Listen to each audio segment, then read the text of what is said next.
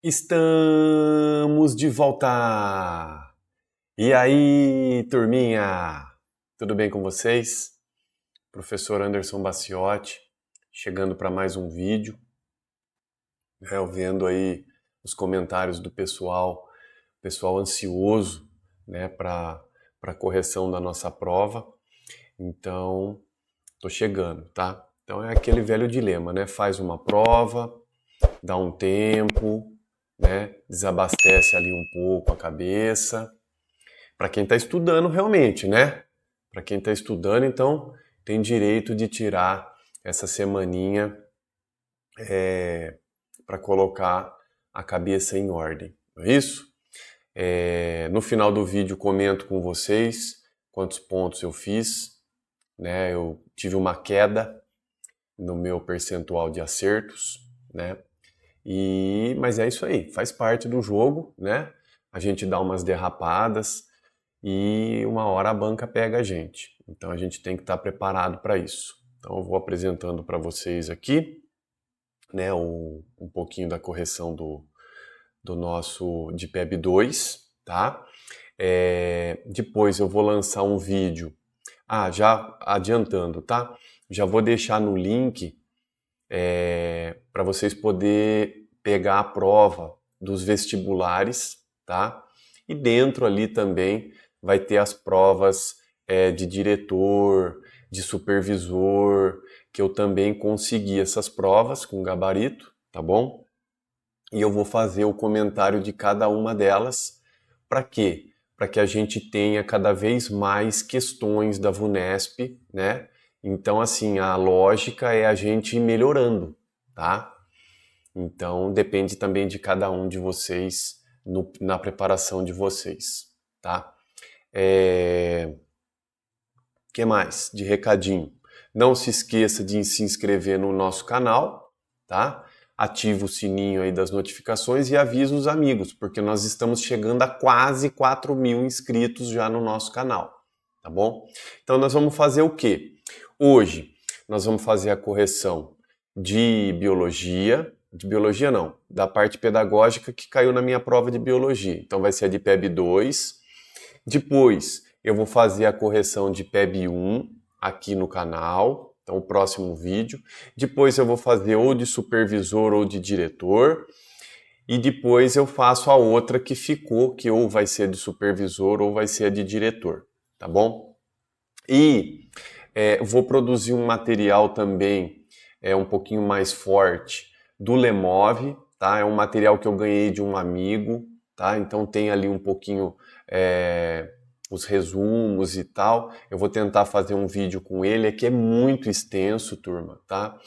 Eu não gostaria de fazer do Lemov, mas eu tô vendo que vou ter que fazer porque o Lemov está sendo o nosso calcanhar de Aquiles, né? Então, não tem choro, a gente vai ter que se desdobrar. Estou aí num novo cenário, hoje aqui em casa eu estou sozinho, então aproveitei o momento, falei, vou fazer um fundo diferente, e aí eu estou aqui na cozinha de casa, tá? Paralelo com a sala. Então, é assim que vai, professor tem que se desdobrar e vai para qualquer cantinho aí para poder trabalhar. Então eu vou compartilhar com vocês a minha tela e aí a gente já começa. Acredito eu que já está compartilhando com vocês o cantinho da tela. Vou aumentar aqui o tamanho. E aí já vem algumas modificações, então, que é o seguinte. Então tá aqui na prova, ó, né? Eu havia dito em vídeos anteriores que foi igual o concurso do ano passado para efetivar, que você pegava a versão da sua prova aqui. Então já cancela, já não é mais assim, tá? A VUNESP mudou, porque aqui seria a versão 3 da minha prova, né? E na hora que veio o meu gabarito não era a versão 3. Então, esse detalhe aqui já caiu por terra, a VUNESP não está seguindo mais isso, tá bom? Então, fica aí a dica para quem já sabia disso, então agora não é mais, tá? Então vamos lá para a nossa parte pedagógica, sem mais delongas, e vamos trabalhar. Bom, a prova vem no mesmo molde, não muda o molde, inclusive até a ordem das questões, tá? Então, estou gostando muito da VUNESP, ela está sendo bem ética, tá? Estou falando pela biologia. O que caiu na biologia é o que a gente ensina para os alunos, tá? É a linguagem do vestibular da VUNESP também, certo? Não posso dizer o mesmo das outras disciplinas, tá? Então, assim, de biologia eu estou gostando bastante e é isso, né? A parte de pedagógico também estou gostando muito, porque ela está abordando todos os assuntos, então ela não está restringindo, ela está abordando uma de cada lei, uma de cada autor, e isso sim é uma prova que eu acho ética, tá? Então lançou um edital, tem que estudar aquilo ali, você pode ter certeza que vai cair na tua prova. Isso é maravilhoso, isso é fantástico, tá? É claro que a gente não queria ter que estar fazendo prova, mas faz parte da brincadeira e a gente tem que encarar isso como um desafio, tá bom? Então vamos lá, sem mais delongas, vou falando aqui com vocês e vamos registrando aqui, tá bom? Então tá lá, ó. De acordo com o que estabelece o artigo 5º da Constituição da República Federativa do Brasil de 1988, assinale a alternativa que indica um crime inafiançável, olha lá o comando, ó, crime inafiançável e imprescritível, ou seja, ele não prescreve, tá? Pode passar quanto tempo for, ele não vai prescrever. Sujeito à pena de reclusão. Então, qual que é esse? Aí o professor chega em mim e fala assim, né? O professor chega em mim e fala assim, ai, agora a gente tem que atuar como... Nossa, eu fico muito chateado quando eu escuto isso. Agora a gente tem que ser até advogado, porque a gente tem que decorar até o artigo da lei e que não sei o quê. Pô, turma, não tem que decorar nada. Já falei para vocês, como que se estuda a lei? Você tem que ler a lei. Você vai ler. E quando você realmente lê, prestando atenção, né? Na hora que você vai fazer um exercício desse aqui, eu não sei o que tem no artigo 5º da Constituição, ele é imenso, ele é gigante. Só que a hora que eu vou ler aqui as alternativas, a gente dá risada. A gente dá risada. Olha aqui, ó. O absenteísmo, vou mudar aqui, ó. O absenteísmo escolar, pô, isso aqui não tem na Constituição. Se você leu o artigo 5º da Constituição, isso aqui não existe no artigo 5º. Então não tem nem... Tem gente que fala assim, é pegadinha, muda uma letrinha, uma palavrinha. Nem existe isso.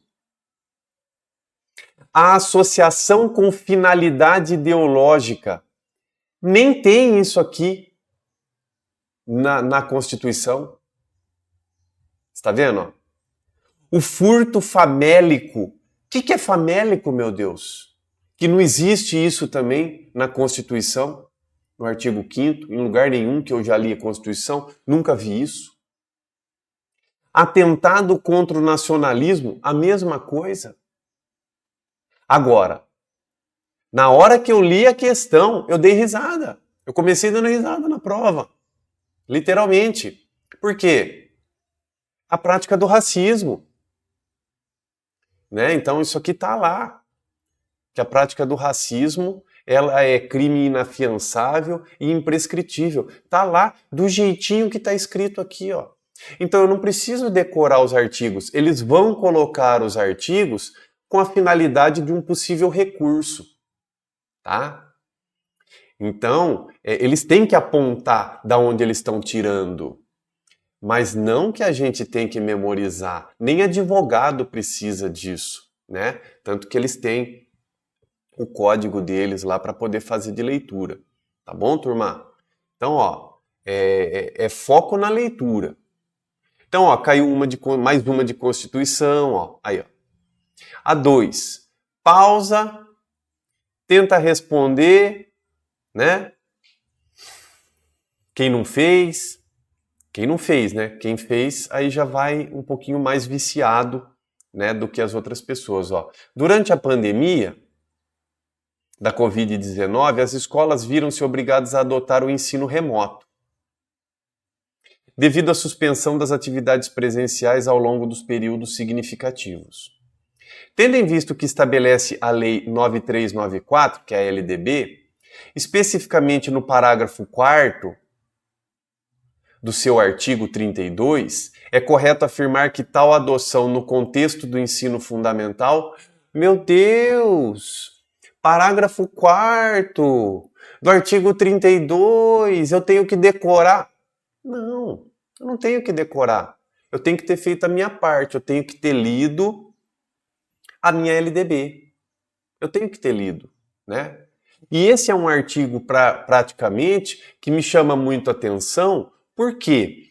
Porque quando teve a pandemia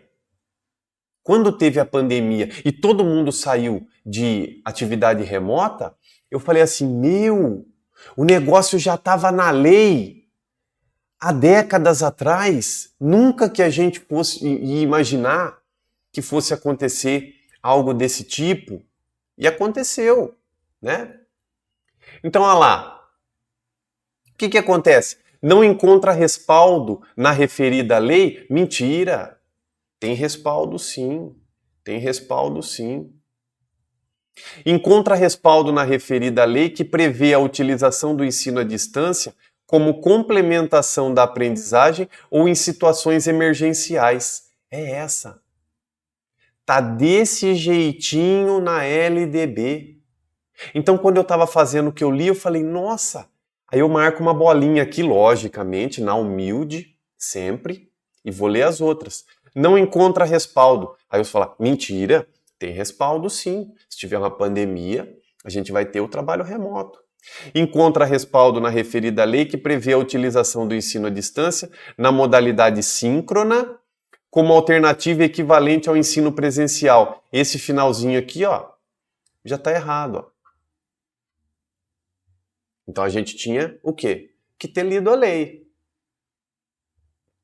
Encontra respaldo na referida lei que prevê a utilização do ensino à distância na proporção de 50% da carga horária. Mentira, não tem isso aqui.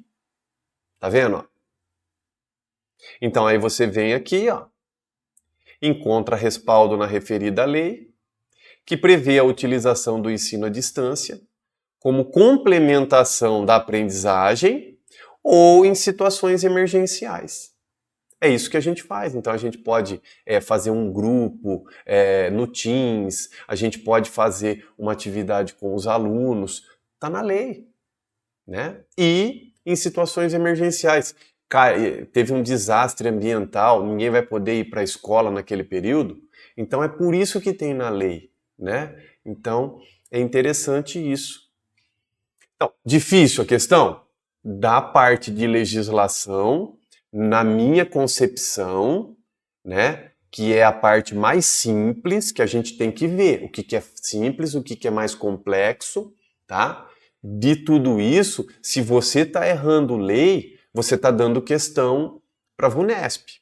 Isso não pode acontecer, porque a única coisa que requer de você é leitura de algumas leis, que é meia dúzia que cai aí, que vocês estão vendo. Então eu vou puxando a orelha de vocês, porque não pode deixar acontecer, né? Olha a questão 3 aqui, ó. A questão 3 fez parte, inclusive, do meu trabalho na semana, né, que eu estava para essa prova aqui. Lá na supervisão, a gente teve uma situação que a gente estava fazendo a leitura deste artigo, né? Eu e uma outra amiga supervisora. Olha lá. E a gente, olha lá, ó, conforme o artigo 53A da Lei do Estatuto da Criança e do Adolescente, as instituições de ensino têm o dever do quê? Ah lá, nossa, eu tenho que memorizar? Não, gente, eu sou supervisor de ensino, eu vou ter que memorizar? Não, mas eu tenho que saber onde está. Ah, determinada fala está lá no ECA. E eu tive que pegar de artigo por artigo para poder chegar neste artigo, né? Então é assim que trabalha. Agora, quando você chega no artigo 53 que você vê, você bate o olho nas outras alternativas, você vê que está falando besteira, que não é o que você lê. Quer ver? Vem comigo, ó. 3. Flexibilizar a carga horária letiva ao adolescente aprendiz. Pô, já para tudo. Onde que está escrito que vai flexibilizar a carga horária de aluno? Não tem isso no ECA. Em lugar nenhum. B. Ofertar educação regular em contexto domiciliar quando for atestada evasão escolar superior ao percentual máximo. Ah, então o aluno evade, e aí a gente vai colocar ele no ensino domiciliar? Aonde que tem isso? Jamais. Manter sigilo em caso de maus tratos? Opa! Manter sigilo? O menino está sofrendo maus tratos, você vai manter sigilo? No ECA, não. Você vai ter que comunicar o diretor. Você vai ter que comunicar o conselho. Não. Assegurar medidas de conscientização, prevenção e enfrentamento ao uso e dependência de drogas ilícitas? Eu sei que tem isso no ECA. Não sei se é nesse artigo, mas eu sei que tem isso. Entendeu como é que você faz? Ó, aí você guarda ela aqui, ó. Então, isso não está falando besteira, porque tem no ECA. Eu só não sei se é no 53. Não importa. A VUNESP não vai fazer nesse nível de ter que decorar artigo. Efetuar matrícula compulsória a todas as crianças e adolescentes que estejam excluídos do processo educacional por negligência de seus familiares ou responsáveis. Também não tem isso aqui. Não tem.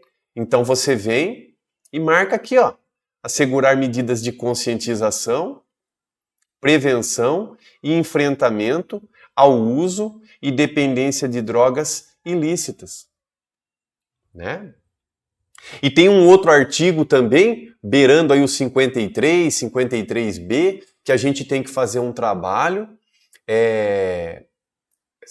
do 53 ao 56, tá? Que fala que a gente tem que fazer um trabalho sobre a gravidez na adolescência, né? Tem tudo isso lá no ECA. E como que eu sei disso? Porque a gente tem que fazer a leitura, né?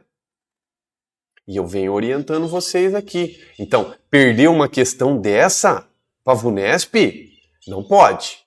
Não pode. Você perder de autor, vá lá, porque é mais complexo, né? E a gente tem as bobeadinhas nossas ali. Mas de lei, turma, nós não podemos perder. Questão número 4. E vou puxando a orelha suas aqui, ó. A resolução CNE, número 1, de 2012, estabelece diretrizes nacionais para a educação em direitos humanos. No parágrafo 2º do seu artigo 2º, o documento determina que os sistemas de ensino e suas instituições cabe a efetivação da educação em direitos humanos, implicando a todos os envolvidos nos processos educacionais. Ah lá, educação em direitos humanos. Né? Então, a efetivação implicando a todos os envolvidos nos processos educacionais, o quê? Letra A adoção sistemática dessas diretrizes? Tá boa, tá boa. Agora vamos ver as outras, ó. A criminalização caso infringam essas diretrizes? Tem isso lá na diretriz? Criminalizar? Não tem. Flexibilização dessas diretrizes à realidade particular? Não tem.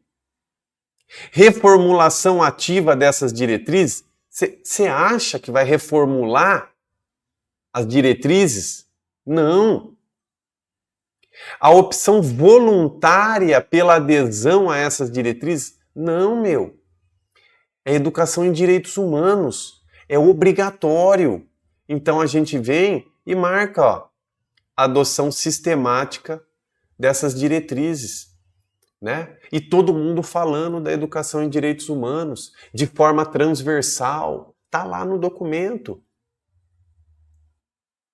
Então, é isso que a gente tem que estar atento. Eu não fui fazendo o xizinho aqui, tá? Mas acho que, como eu fui pintando, acho que dá para ir entendendo bem aí, né? Olha lá. Aqui também, ó. Questão número 5. Deixa eu marcar a 3 aqui também, ó. Pronto. Olha lá. Agora fica todas marcadinhas. Desculpa aí, pessoal. Então vamos lá. Olha a questão número 5. Olha que legal a questãozinha número 5 aí para vocês. Então você vê, ó, a VUNESP vem com uma leva de lei primeiro, depois ela fecha com os autores e vai para a parte específica. 5. Leia o excerto a seguir adaptado do preâmbulo da Convenção sobre os Direitos da Pessoa com Deficiência, o Decreto 6949 de 2009. Então aquele do PCD, né? Olha lá. 5. A deficiência resulta da interação entre pessoas com deficiências e as barreiras devidas, que impede a plena e efetiva participação dessas pessoas na sociedade em igualdade de oportunidade com as demais pessoas. Isso aqui é um trecho que tem lá na lei, né? No decreto. Assinale a alternativa que preenche corretamente a lacuna conforme o documento. Então, quem leu o documento vai ver que essas frases que estão aqui vai casar com a alternativa correta. E as outras, um monte de absurdo aqui, ó. Tá? Então, eu só tinha que ter feito o quê? Feito a leitura com calma, com consciência. Então, vamos de novo, ó. A deficiência resulta da interação de pessoas com deficiência e as barreiras de vida, as limitações fisiológicas e mentais? Não, isso aqui não está lá. A deficiência resulta da interação entre pessoas com deficiência e as barreiras de vida, as legislações pertinentes? Não, também não. A deficiência resulta da interação entre pessoas com deficiência e as barreiras devidas às atitudes e ao ambiente. Essa tá boa. Aos antecedentes familiares, não tem isso, e aos traços psíquicos individuais, muito menos isso. Então, é o que está no decreto, é o quê? Que os problemas com as atitudes das pessoas e com o meio ambiente construído é o que vai propor essas barreiras. Então, por exemplo, uma pessoa que para o carro na vaga de deficiente físico e a pessoa não tem deficiência nenhuma. Isso é o quê? Um problema de atitude. A pessoa não tem atitude para pensar no outro. Ou vou fazer uma farmácia e eu construo uma farmácia e a minha calçada fica toda esburacada e não tem uma rampa de 45 graus para que o deficiente possa utilizar. Então, o ambiente está sendo malvado, preconceituoso. É assim que a gente tem que pensar. São essas barreiras. Então, existem barreiras, né, atitudinais das pessoas e tem as barreiras físicas do ambiente, tá? Então, isso é o que está lá na leizinha, e na leizinha, que é pequenininha, ela vai mostrando os conceitos pra gente. Então, o que é barreira, o que é uma barreira atitudinal, tá? Então é isso.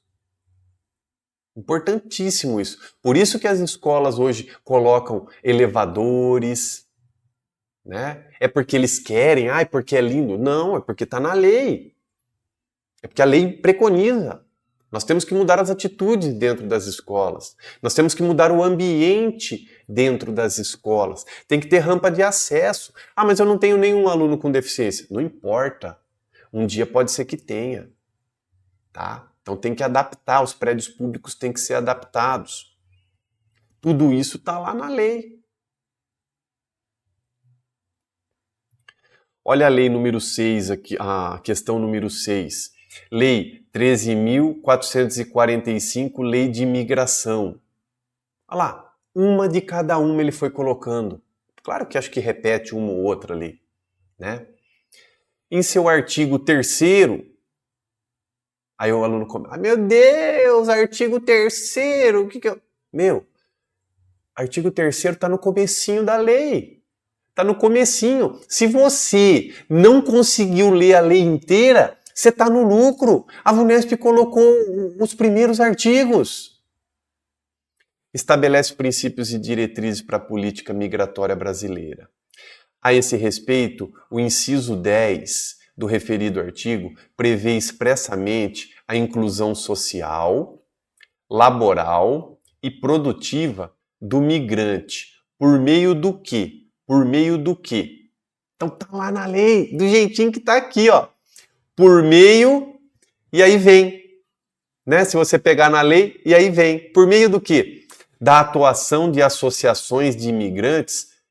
Não tem associação de imigrantes lá na lei. Não fala nada. Parceria público-privada? Também não existe isso aqui na lei. Programa de assistenciais do país de origem? Não. Né? Vai ser assistência que o Brasil vai dar e não o país de origem deles. Tá fora. Do nivelamento educacional? Não. De políticas públicas. Olha lá. De políticas públicas. Então o Brasil, né? O Michel Temer, para quem lembra, ele que era presidente quando foi promulgada essa lei, ele que assinou lá. Então é o quê? Propor políticas públicas para que os imigrantes que vierem para cá possam ter sua inclusão social, possam trabalhar e possam produzir no nosso país de forma legal, né? E não de forma exploratória, como eu já comentei com vocês nas aulas de lei de imigração, que eu vi muita gente ser explorado, né? Por ser imigrante. Tá bom? Então tá aí, ó. Questãozinha número 6. E segue o jogo. 7. O que será que vem na 7? Vamos lá. 7. Vamos lá. Pausa o vídeo, quem não fez a prova, né? E segue o jogo. E quem fez a prova vai tomando os puxõezinhos de orelha com a intenção de crescer, né? Com a intenção de mudar o seu vocabulário, né, de parar com esse negócio de do artigo. A vida inteira foi assim e a vida inteira vai ser assim. Tem que ser assim, né? Principalmente em concurso, para poder apontar da onde foi tirado. Tudo bem? Olha lá, o artigo 2º da Resolução 1 de 2004 apresenta a meta das diretrizes curriculares nacionais para a educação, das relações étnico-raciais e para o ensino de história e cultura afro-brasileira e africana, nos seguintes termos, 2 pontos, abre aspas, promover a educação de cidadãos, é o que vai ser preenchido com isso aqui, no seio da sociedade multicultural e pluriétnica do Brasil, buscando relações étnico-sociais positivas rumo à construção de uma nação democrática. Fecha aspas, ponto final. Lindo, né? Tá na resolução dos étnico-raciais que a gente já fez leitura aqui no canal. Assinale a alternativa que completa corretamente a lacuna conforme o texto do documento. Opa, então ele quer que completa? Vamos voltar com calma e vamos lá na leitura. que eu quero? Olha lá, abre aspas. Promover a educação de cidadãos tolerantes e benevolentes. Poxa, eu li o negócio, professor. Não tem nada de benevolente e muito menos de tolerante. Tolerar? Aí eu vou ter que tolerar, pelo amor de Deus, gente. B. Promover a educação de cidadãos atuantes e conscientes. Essa tá boa. Tá boa porque casa com o aluno protagonista. Então o aluno vai ser atuante, o aluno vai ter consciência da atuação dele, principalmente quando a questão é étnico-racial, não vai ter preconceito. Não sei, prof, vamos para C. Criativo e inovador. Então, promover a educação de cidadão criativo e inovador? Não tem isso no referido documento. Cidadãos cultos e reflexivos? Não tem isso no documento. Militantes e empáticos? Não, ó, e apesar de falar, né, ter empatia e tal, não tem nada disso. Então, o que tem lá no documento? E ó, turma, artigo 2, tá no comecinho, não é nem a primeira página, turma. A VUNESP tá dando pra gente, né? Então a gente tem às vezes 70 artigos de alguma coisa para ler, ela tá pegando do comecinho, ela tá sendo boazinha na minha concepção, tá? Porque se fosse eu para preparar a prova, eu ia pegar o final das leis, né? Porque é mais fácil de poder pegar alguém, né? Poder pegar um professor que está distraído ali, ó. Letra B de bola, ó. Atuante e consciente. Tá? Questão número 8. Acho que vai ficar muito grande essa questão aqui. O que eu faço? Vou diminuir um pouco. Não, vou fazer a leitura, depois eu vou baixando aqui a tela, tá bom? Então vamos lá, questão número 8, também é de lei, tá? Apesar de ter um texto, ter uma interpretação, segue o jogo, ó. Dalila, professora de inglês da Rede Estadual de São Paulo, é uma pessoa transexual. Olha lá. Em fase de transição.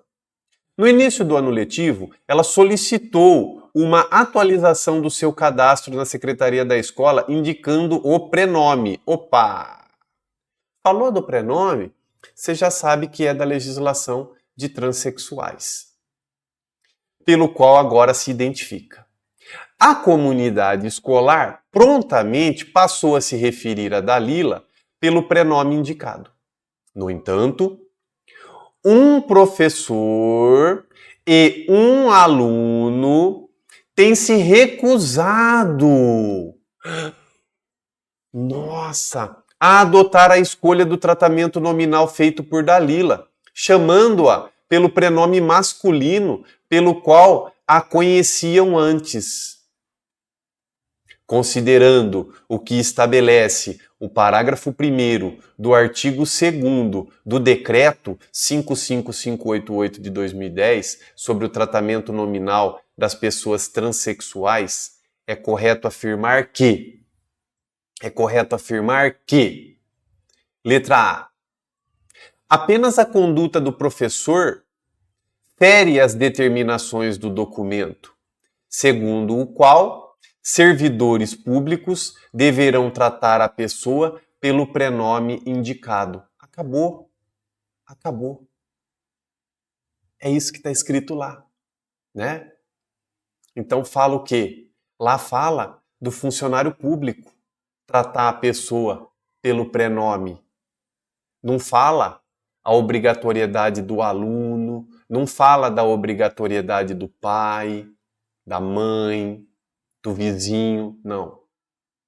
Dentro do ambiente público, nós, professores, temos que tratar do jeito que o colega quer. E ponto, acabou. Porque está no referido documento, né? Vamos ver as outras aqui, ó. Letra B. Ambas as condutas, a do professor e do aluno,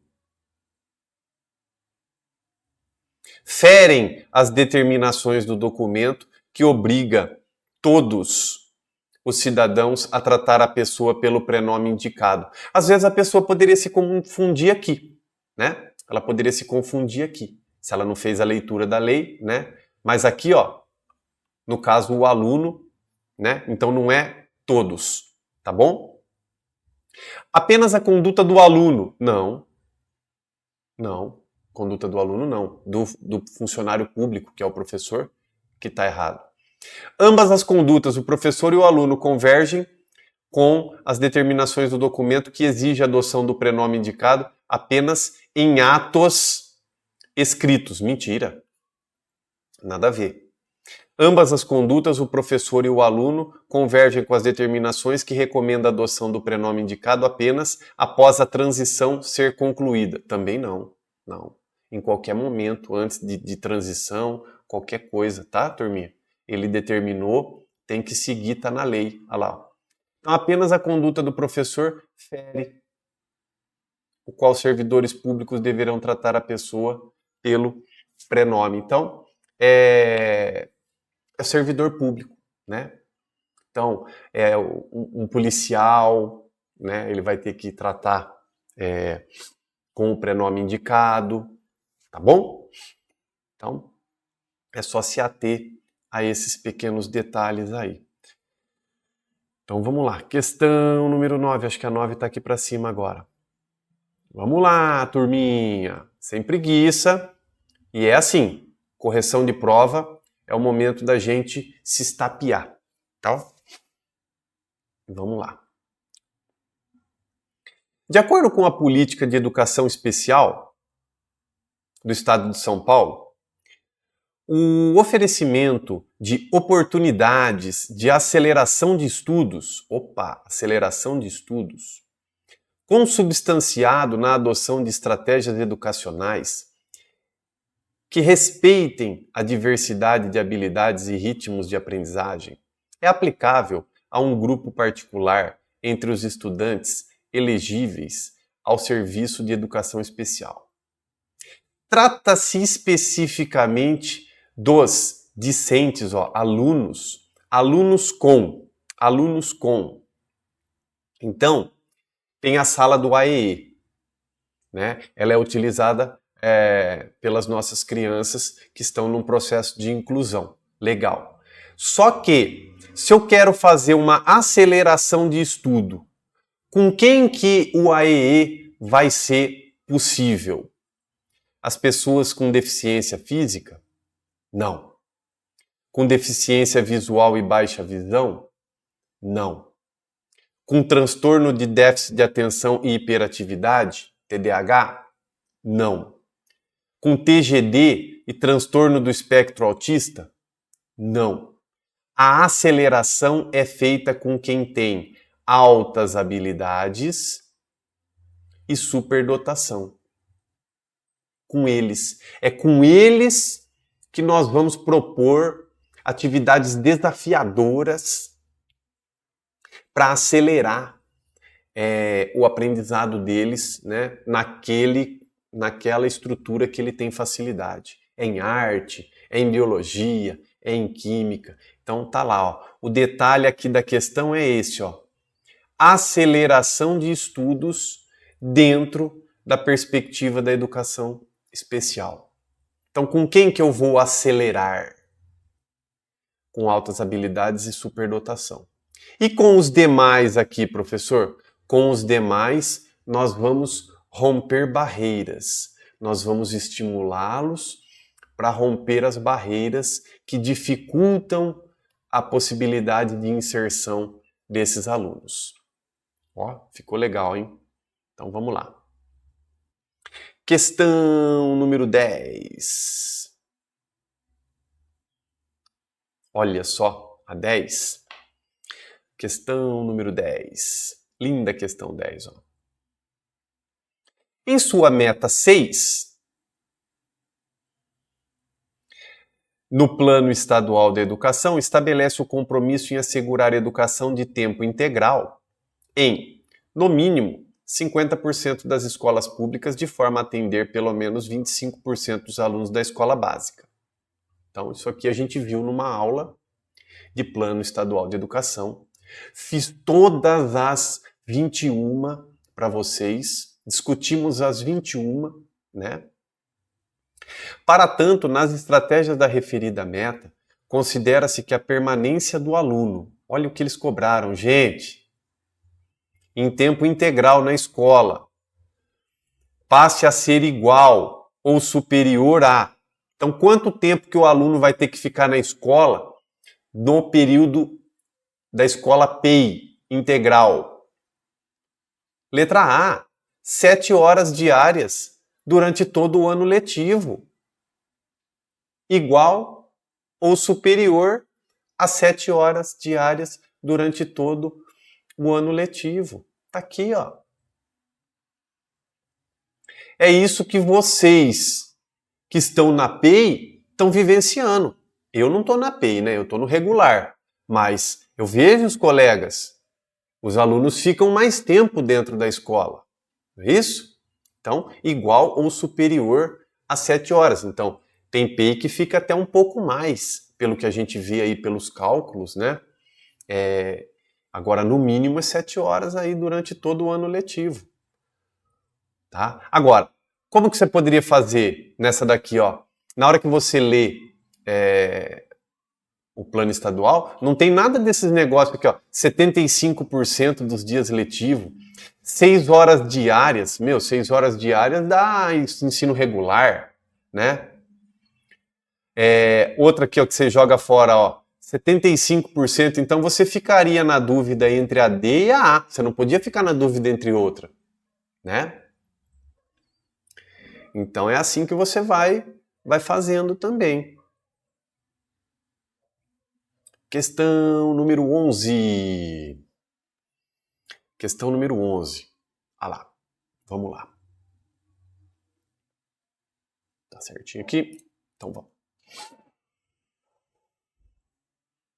Em suas diretrizes, o currículo paulista afirma que no período de desenvolvimento cognitivo, dos 6 aos 12 anos, a criança passa a desenvolver conceitos mais elaborados em relação a ela mesma. Então, realmente, né, dos 6 aos 12, a criança vai evoluindo aí a sua cabecinha e vai tendo uma elaboração de conceitos que vão ampliando com o aprendizado. E aí tudo bem. O documento observa que nessa fase os conflitos aparecem, sendo a escola de fundamental importância para que a criança passe a. Então, a criança vai conflitar. Para a criança passe a conformar sua subjetividade? É para o aluno se conformar aos limites estabelecidos, seja pela figura do professor, seja por meio de combinados e do regimento escolar. Então ele vai lá, ele vai se conformar com as regras? É isso que a gente quer do nosso aluno? Não. B.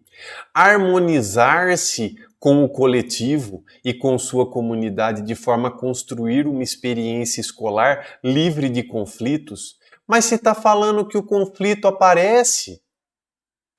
E o conflito faz parte. O conflito é vida para a gente poder evoluir enquanto ser humano. Então, livre de conflito? Não. Tanto que tem um texto que a gente lê que é sobre conflito. C. Ampliar o controle emocional e as interações sociais, construindo sua identidade socialmente. Tá lindo essa. Marca no cantinho e vem para as outras. Vamos ver se a gente acha absurdos. Melhorar suas habilidades de resolução de problemas a partir do desenvolvimento de estratégias de cálculo moral. Gente, como que faz isso? Cálculo moral? Estratégias de cálculo moral? Né? Não. Letra E. Utilizar a razão em vez da emoção em suas interações com o outro. Ô louco, gente, nós estamos falando de alunos de 6 a 12 anos. Como que a gente vai falar para eles, ó, você tem que usar a razão em vez da emoção? Não, eles choram, né? Eles se irritam em suas interações com o outro, pautando-se pela sua crescente capacidade cognitiva. Então tá fora aqui, a gente vem de letra C, olha lá, ampliar o controle emocional e as interações sociais, construindo sua identidade socialmente. Então perceba, ó, a VUNESP foi com lei metade da primeira parte da prova, ó, e agora começa a vir os livros que a gente discutiu, as leituras que a gente discutiu. Tá vendo? Ó? Agora, confesso, na parte dos autores, eu derrapei bem também. Depois eu vou comentar com vocês aqui, ó, tá? Mas faz parte. A gente tá na chuva para se molhar. E não tem que ter vergonha. Tem que o quê? Pegar, tomou paulada, vou melhorar. Então na próxima eles não vão me pegar nisso, né? Lembrando que na próxima prova eu não vou fazer, tá? Eu esqueci de fazer a minha inscrição. Então eu vou preparando vocês aqui. E assim que sair a prova, mandem para mim pelo menos uma prova de PEB 2 para que eu possa fazer a correção com vocês aqui da parte pedagógica, tá bom? E a gente tenha cada vez mais material no canal. Questão número 12. Estudando sobre gestão democrática, o professor João se deu conta de que a escola em que leciona não tem conselho escolar. Não tem. Interessado em contribuir para a intensificação do caráter democrático da escola, ele consultou o documento do MEC intitulado Conselhos Escolares, Democratização da Escola e Construção de Cidadania. Acabou desistindo de atuar na criação do conselho escolar, entendendo que esse papel não cabe a um professor. Tendo em vista o que diz o referido documento, o entendimento do João está: opa! Então vamos lá. O João queria montar um conselho escolar na sua escola. Maravilhoso. Fizemos isso na nossa agora, em Iaras. Foi bárbaro, né? Já chamamos pais, membros da comunidade, os professores e todo mundo ali no mesmo diálogo em prol da nossa escola. Isso é top, certo? Aí o João chega e fala assim, não vou montar o conselho porque não é da minha alçada, né? E aí, o entendimento do João está correto ou está errado? Está errado. Está errado, certo? Então, se você vem aqui, ó, o entendimento do João está correto, pois a iniciativa cabe aos gestores da unidade, eu garanto que a maioria ia marcar essa daqui. E não é. Não é gestor que domina gestão democrática. Gestão democrática é todo mundo, inclusive o professor João, tá? Tá correto, pois a iniciativa de criação cabe à Secretaria da Educação. Mentira. Tá correto, pois a iniciativa é um ato obrigatório concomitante à criação da escola. Mentira.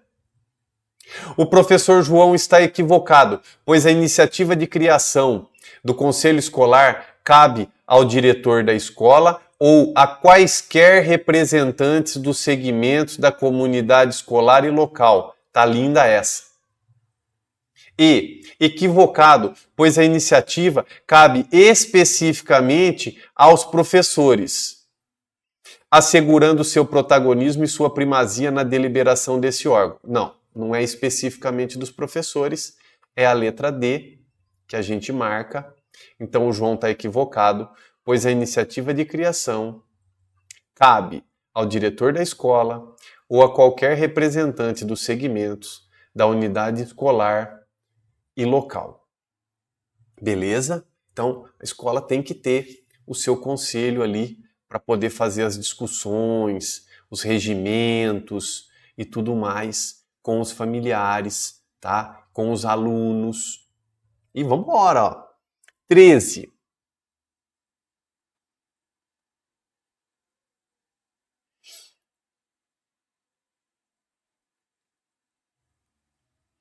Considerando o cenário de acelerada renovação das tecnologias baseadas na inteligência artificial, a Zambuja discute um processo que denominam tecnotização. Caiu na nossa prova na primeira. E nós acertamos, lembra? Está lá na nossa aula. Em referência à necessidade de que os educadores estejam constantemente se atualizando do ponto de vista do domínio de novas tecnologias intelectuais e culturais. Nesse contexto, segundo os autores, o processo de alfabetização tecnológica se torna que jeito? O professor tem que estar constantemente se atualizando. Então, tá aqui, constantemente se atualizando. Olha o comando da pergunta aqui, ó. Então, a alfabetização tecnológica se torna uma variável constante. Constante. Olha lá.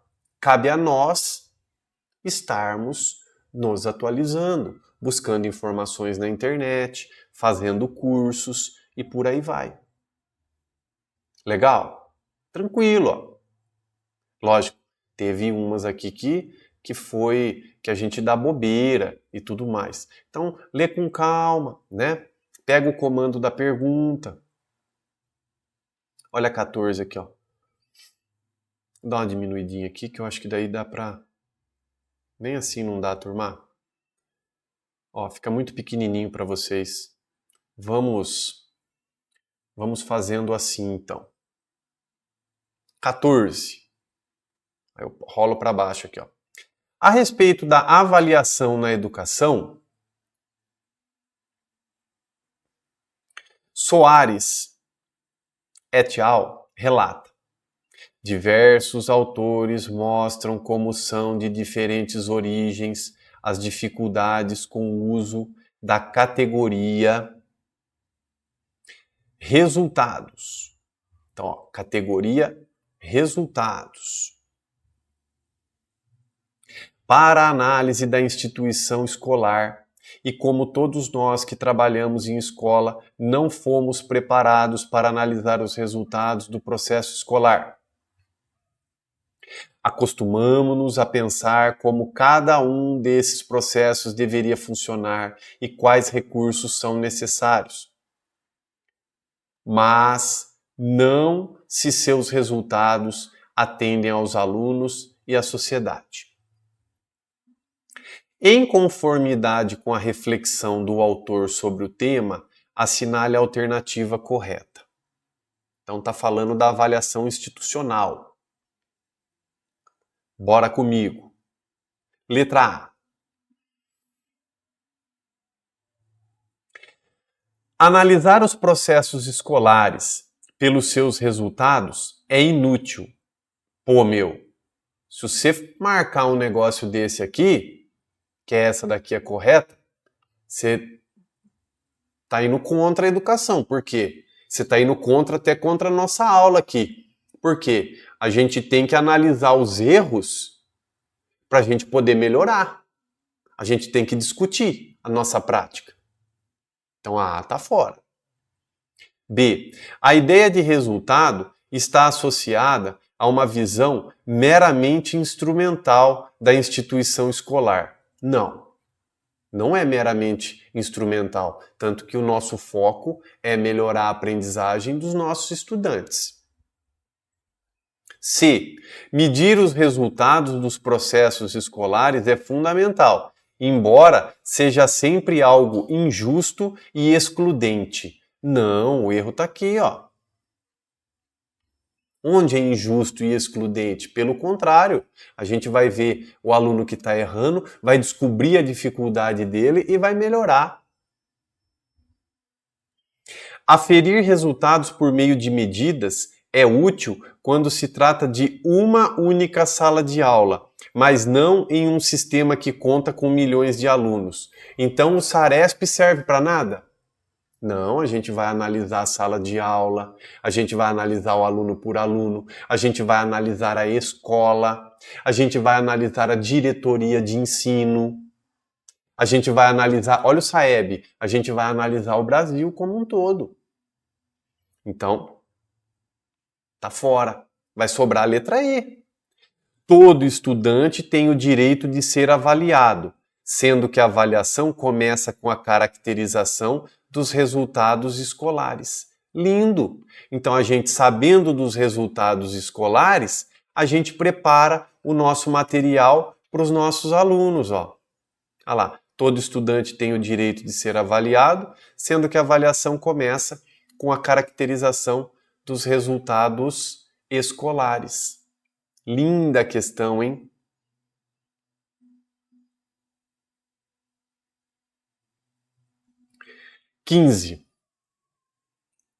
Questão número 15. Essa aqui, da 15 até a 20, eu errei todas. Então, eu vim numa crescente, vim acertando. Cheguei na 15, 16, 17, 18, 19, eu errei, tá? Então, vim na crescente, eu acho que é isso. Ou tem uma ou outra que inverteu ali. Das pedagógicas, das 20 eu errei 5, cara. Entendeu? Então, eu caí bem, né? Eu tinha acertado 52 na outra, daqui a pouco eu conto quanto que eu acertei de biologia. Ao discutirem ocorrências de conflito e violência na escola, Secom et al. Apresenta uma análise sobre diferentes circunstâncias em que as escolas podem se encontrar. A partir da perspectiva adotada, os autores consideram que uma escola está em equilíbrio. Então, quando que uma escola está em equilíbrio? Quando as ocorrências conflituosas e violentas se limitam a episódios isolados e, portanto, sem impacto nas relações de ensino-aprendizagem. Então você vê, são questões mais truncadas, ó. Tá? Então não é episódio isolado, tá? B. As finalidades institucionais são atendidas e asseguradas pelos mecanismos de poder legitimados, concentrando a comunicação de modo ascendente. Não. Ó. As necessidades básicas dos membros são satisfatoriamente atendidas e os conflitos são manejados sem interrupção do diálogo. Era essa aqui a alternativa correta. As ações para manter a paz e o diálogo tornam-se totalmente desnecessárias. Não, isso também não dá, né? Os conflitos entre membros permanentes inexistem. Mentira, porque a gente sabe que existe. Então a gente fica, né, balançado aí. Então assim, difícil. Depois que você olha, não é, né? Não é. Porque ele está falando aqui, ó, no comando, ó, a gente não pode bobear. Quando está em equilíbrio. Quando que a nossa escola está em equilíbrio, né? Quando que a nossa casa, o nosso filho, pense depois até nisso, ó. Quando as necessidades básicas dos membros são satisfatoriamente atendidas e os conflitos são manejados sem interrupção do diálogo. Então tem diálogo. Então teve uma briga, fala você, ele vai falar agora e ninguém mais. Ele vai contar a versão dele. Agora você vai contar a sua versão. Conta, sem ninguém interromper. Ele conta a versão e a gente chega num denominador comum. Poxa, eu não sei se eu já estava meio cansadão na prova, eu não sei o que acontece. Faz parte. Aí você se estapeia e refaz a leitura para ir grande para a próxima prova. Então é em cima do erro que a gente tem que crescer.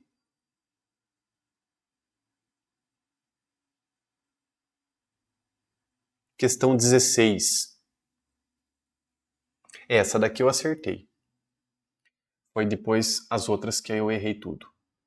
Questão 16. Leia o excerto a seguir de Costa e Vieira. A interação mais intensa e mais importante para os adolescentes é a relação a tendência a é a parte constitutiva do modo de ser dos adolescentes. A ação educativa que se mostrar incapaz de reconhecer e de operar com esse dado da realidade não terá, certamente, chance de êxito significativo junto aos jovens. Gente, questão linda, né? Questão linda. Então, assim, você enquanto professor, se for para a escola, se você não conquistar os pares, se você não conquistar os grupos de alunos, já era, turminha, já era. Você não vai ter sucesso. Então tá aqui, ó.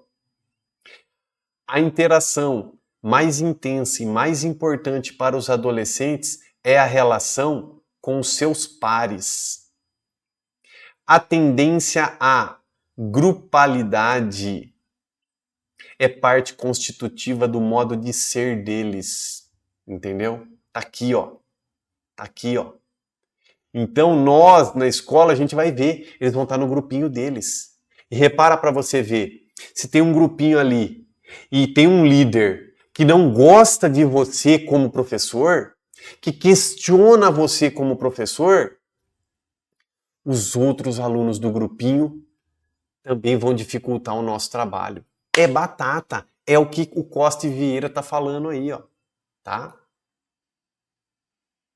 Linda questão. E poderia pensar o quê? Poderíamos confundir com família e desobediência, tá? Mas aqui no caso não é. Com as redes sociais e virtualidade, às vezes algum professor poderia, né, ter ido aqui, né, enfim, o saber, reflexão, consigo interioridade, também não. Então, essa é a ideia, tá? Conquistar os pares, não é fácil. Aí aqui eu vim capotando, né? Não sei. Aí é Lemov, aí foi complexo para mim, viu? Confesso para vocês que foi o meu tendão de Aquiles. Mas vamos lá. Então vamos analisar o erro. Eu analisei o que eu errei, já fiz o meu registro no meu caderninho de erro. Quando eu for para a próxima prova, eu já vou atento. Um dos conceitos abordados por Lemov é o da memória de trabalho, adotada de um poder surpreendente. Segundo o autor, a característica mais dominante da memória de trabalho é o quê? Então, né, bem específica a pergunta do Lemov. Então, a memória de trabalho, a característica dominante da memória de trabalho é a sua minúscula capacidade, tá? Então, o que seria a memória de trabalho? Só para a gente poder contextualizar aqui. Você vai fazer o arroz na sua casa, né? Então, quem domina na cozinha e sabe fazer o arroz? A pessoa vai ali, pega o arroz, já coloca na panela, não precisa ficar pensando muito. É a memória de trabalho. Ela não ocupa muito espaço no nosso HD. Vai fluindo naturalmente. A pessoa que está dirigindo, ela não fica, eu tenho que engatar a primeira, agora eu tenho que engatar a segunda, eu tenho que engatar a terceira. Não, vai direto, a pessoa vai pensando em outras coisas e vai dirigindo. Essa é a memória de trabalho. Ela ocupa uma parte muito pequenininha do nosso HD, se é assim que a gente pode fazer analogia, tá? Essa é a memória de trabalho que o Lemov está falando aí e que eu não sei por que eu marquei a letra D, se não me falha a memória, né? Já até esqueci, já até deletei da minha cabeça aqui o que eu marquei, mas acho que foi isso, né? Eu coloquei a sua retenção de longo prazo porque foi essa minha linha de raciocínio, né? Pensar assim que a gente vai reter ela por um longo prazo, mas não, tá? Então, já acertei o meu pensamento, é a letra A aqui, ó. A nossa minúscula capacidade. Beleza? Lemov de novo, para bater no professor, ó. Bateu gostoso no professor aqui, ó. Então é uma questãozinha de atenção, né? Olha aí a 18. Ó. Ao abordar as expectativas de comportamento, Lemov discute a organização da sala de aula. Embora avalie que alguns educadores se oponham à sua perspectiva, o autor defende que uma sala de aula deve ser organizada para que haja aprendizado. E por que eu marquei errado isso aqui, meu Deus do céu? Por que eu não marquei isso aqui? Por conta dessa frase aqui, ó. Embora avalie que alguns educadores se oponham à sua perspectiva, o autor defende que. Então, assim, eu pensei que era sobre essas perspectivas aqui.